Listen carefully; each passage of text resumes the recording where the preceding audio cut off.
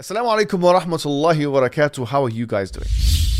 Now, already many things have been said about Emmanuel Macron, and his inconsistencies and hypocrisies have been outlined by many commentators, Muslim and non-Muslim alike. Today, I just wanted to kind of highlight one comment that he made and the ridiculousness of that comment. That comment he put on Twitter. He said, secularism never killed anybody. And this is a ridiculous comment on so many grounds. Number one is ahistorical, because we can easily, any beginner student of history can point to Stalin and Lenin and Mao, the obvious examples, to point out the falsity of this claim. But more than this, France itself, and this should not be forgotten here, France itself had annexed Algeria for 132 years in the most brutal colonizing enterprise of the modern era. In this time, 1 million people were killed and martyred from the Algerian population.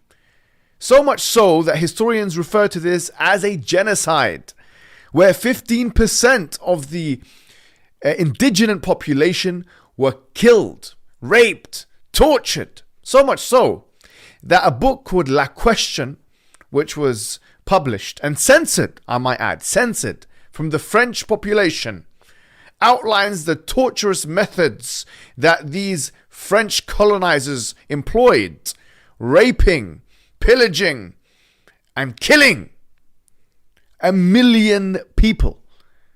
1 million people. Can you imagine?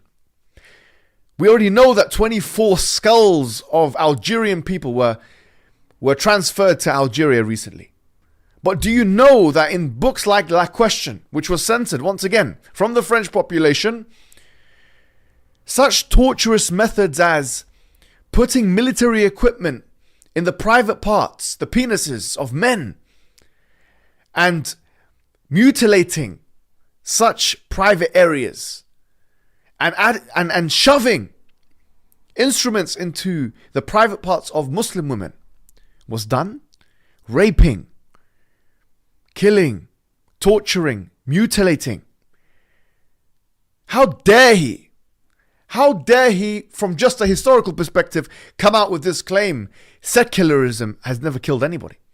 Now, am I attributing this to the pure political philosophy which is referred to as secularism? No.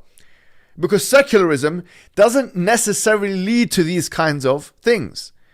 But my point is this: secularism is not incompatible with authoritarianism, dictatorship, or even Nazism. Now, this is my claim. Secularism, which merely proposes a separation between church and state, between the religious order and the political order, doesn't necessitate that people are tortured and colonized in this way, in an expansionist and power-hungry way, but it does allow it. It's compatible with these things. Because if one believes in a political philosophy, like Nazism, for example, and one is secular at the same time, then there is no contradiction in the minds of those authoritarians, of those dictators, of those brutal, monstrous men, of which some of Macron's predecessors are some of. These monstrous men, colonizers, secularists, they don't see any contradiction between coupling the political philosophy, which is secularism, with those notions. So when Macron says secularism hasn't killed anybody, he is vomiting nonsense. He is talking rubbish. And quite frankly, he needs to be educated more than he already is. Now, as the weasel that he is, Macron the weasel, he is going back to those Muslim countries, asking them to stop the boycott. But we're not going to stop the boycott. I don't drink Evian anymore. I don't drink that. And I think the Muslims in the UK, the US, and the West have stopped drinking Evian. Because the only Evian we remember is the Evian conference in 1962, where finally the Algerians were allowed their independence 58 years ago. And that is what we will remind you of in terms of Evian. And moreover, I want to remind you of something else. It's already been demonstrated But in your legislation, Macron, and yes, I know somebody out there is going to translate my English words to French so that you can hear what I'm saying right now. In your legislation, Holocaust denying is actually illegal. This is well known. In fact, there is a legislation, the Gayot Act, which disallows Holocaust denying. Now, wait a minute. The question is, why is freedom of speech impeded in this instance? If your entire pretext here is that freedom of speech should not be impeded and therefore the drawing of offensive cartoons should be allowed, then what about offense to another minority group? Because if I ask you, do you agree with the fact that there's a legislative injunction which stops people from denying the Holocaust? You would have to agree with the legislation, otherwise you'd have to oppose it. Now, do you oppose it?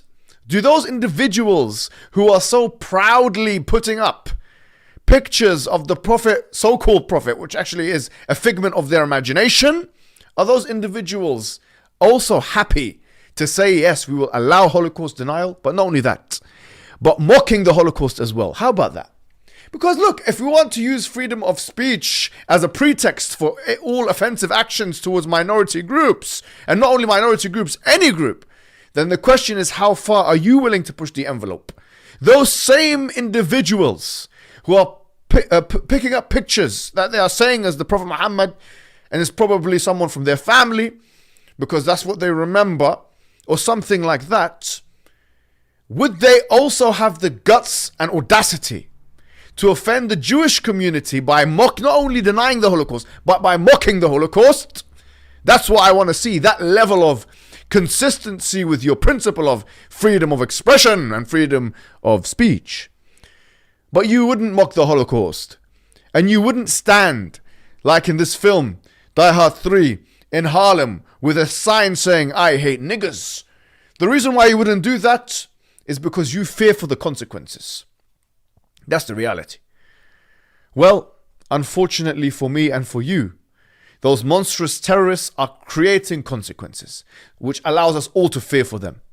So what do you want the world to be like? Do you want it to be divided? Do you want it to, what is in the best interest of our communities, both Muslim and non-Muslim? If we provoke those extremists and radicals, or if we decide not to use symbols of disrespect with a quarter of the world's population. I would say the latter makes more sense to me. But Macron, you've made your grave, you've dug your grave, Macron. Now you're going to have to lie in it. Wassalamu alaikum wa rahmatullahi wa barakatuh.